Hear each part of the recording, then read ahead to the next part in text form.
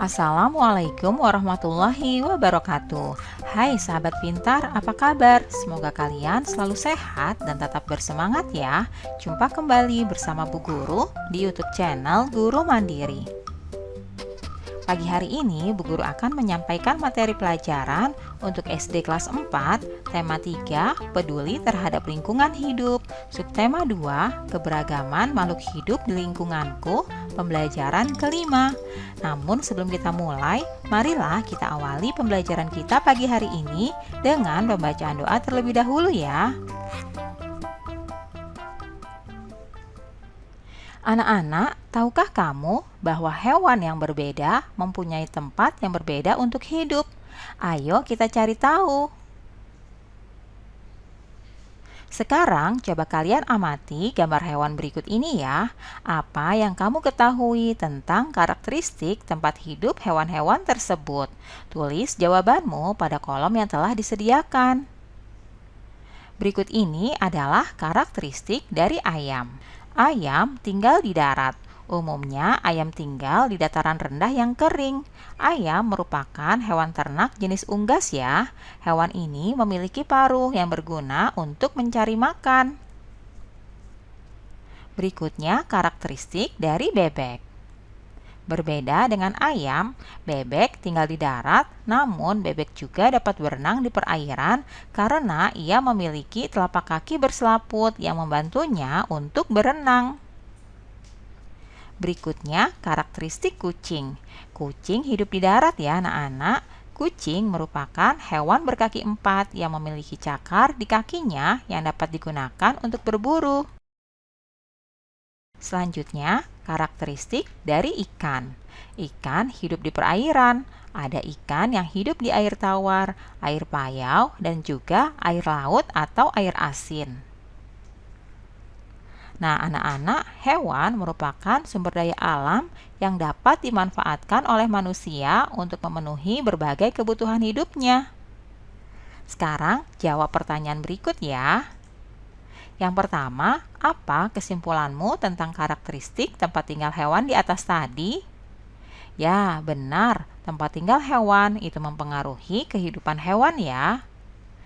Selanjutnya, pertanyaan kedua, apa perbedaan antara tempat hidup kucing dan ikan? Perbedaannya adalah sebagai berikut. Kucing hidup di darat, sedangkan ikan hidup di air. Kucing bernapas dengan paru-paru, sedangkan ikan bernapas dengan insang. Berikutnya, menurutmu apakah kedua hewan tersebut dapat hidup di tempat yang sama? Mengapa? Coba kalian jelaskan alasannya ya. Kucing dan ikan tidak dapat hidup bersama-sama.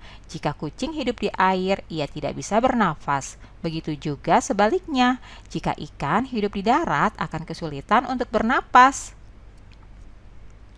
Nah, anak-anak, apakah keadaan alam berupa iklim dan bentuk muka bumi akan berpengaruh terhadap kehidupan hewan? Coba kalian jelaskan ya. Keadaan iklim dan bentuk muka bumi akan berpengaruh terhadap kehidupan hewan.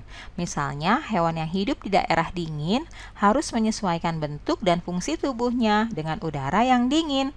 Sedangkan hewan yang hidup di daerah pegunungan juga berbeda dengan hewan yang hidup di dataran rendah. Oleh karena itu, keadaan alam berupa iklim dan bentuk muka bumi sangat berpengaruh terhadap kehidupan hewan. Selanjutnya, anak-anak, sebelum memelihara hewan tertentu, apa saja yang perlu diperhatikan agar hewan tersebut dapat hidup dengan baik? Yang perlu diperhatikan adalah karakteristik dari hewan tersebut, sehingga hewan dapat hidup dengan baik.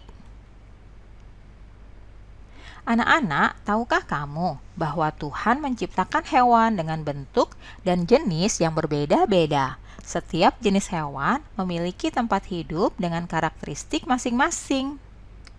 Tempat hidup tergantung kepada ciri-ciri khusus yang dimiliki oleh hewan tersebut. Ciri-ciri khusus hewan mempunyai hubungan yang erat dengan karakteristik tempat hidupnya. Ayo kita cari tahu lebih lanjut tentang hubungan karakteristik tempat hidup hewan dengan ciri-ciri khususnya. Berikut ini adalah hewan dan karakteristiknya ya. Yang pertama, cicak. Apakah kamu pernah mengamati cicak merayap di dinding rumahmu? Mengapa cicak tersebut bisa merayap di dinding? Lalu bagaimana cicak tersebut bisa menangkap mangsanya? Anak-anak, cicak mempunyai perekat pada telapak kakinya ya, sehingga dapat merayap di dinding atau langit-langit rumah. Cicak juga memiliki lidah yang panjang dan lengket, sehingga dapat menangkap serangga sebagai makanannya. Cicak juga mempunyai ukuran rata-rata 7 hingga 10 cm.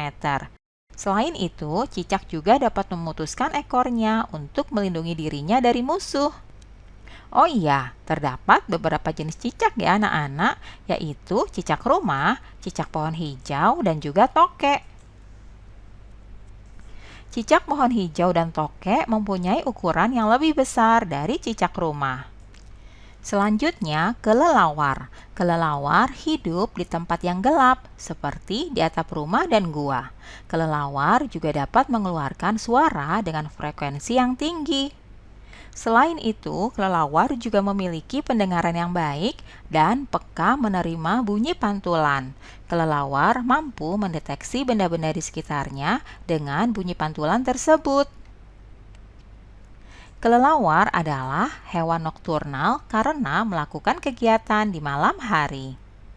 Ada dua jenis kelelawar ya anak-anak, yaitu kelelawar pemakan buah dan kelelawar pemakan serangga.